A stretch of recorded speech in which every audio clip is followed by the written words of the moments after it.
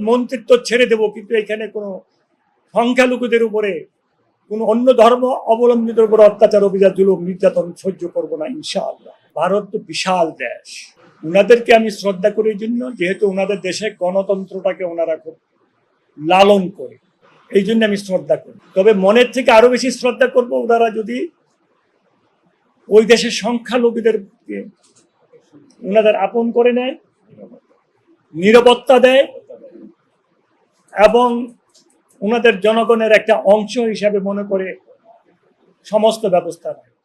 তবে আমি একটা কথা বলি, বাংলাদেশে ভারতে কি ঘটছে এটা বড় জিনিস নয়। বাংলাদেশে ভারতে ঘটছে বলে বাংলাদেশে ঘটবে এমনটা হতে দেওয়া হবে না।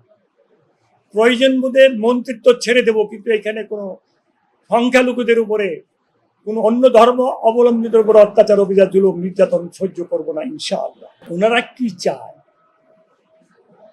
আল্লাহ রাসূল সাল্লাল্লাহু আলাইহি ওয়াসাল্লাম বলছেন, তোমার শরীরের একটা অংশ যদি আঘাত লাগে, তুমি যেমনটা অনুভব করো সারা শরীরে, আমার মুসলমান ভাইদের মধ্যে কেউ যদি যে কোনো জায়গায় আঘাতপ্রাপ্ত হলে তুমি তেমনটা অনুভব করো। এইভাবে বলছেন রাসূল সাল্লাল্লাহু আলাইহি ওয়াসাল্লাম। এখন ওনারা যদি না বুঝে, আল্লাহ রাসূল সাল্লাল্লাহু আলাইহি ওয়াসাল্লাম তো মুসলমানদের মধ্যে বিভক্তি চায় নাই। উনি এই ব্যাপারে সারা জিন্দেগি পরিশ্রম করে গেছেন মুসলমানদেরকে এক রাখার জন্য, আল্লাহর প্রতি আস্থা বিশ্বাস রাখার জন্য, আল্লাহর হুকুম অনুযায়ী চলার জন্য।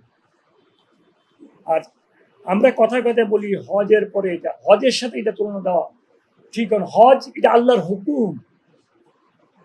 হজ হলো যাদের উপরে ফরজ তারা করতেই হবে, হজের সাথে এটার কোনো তুলনা হয় না।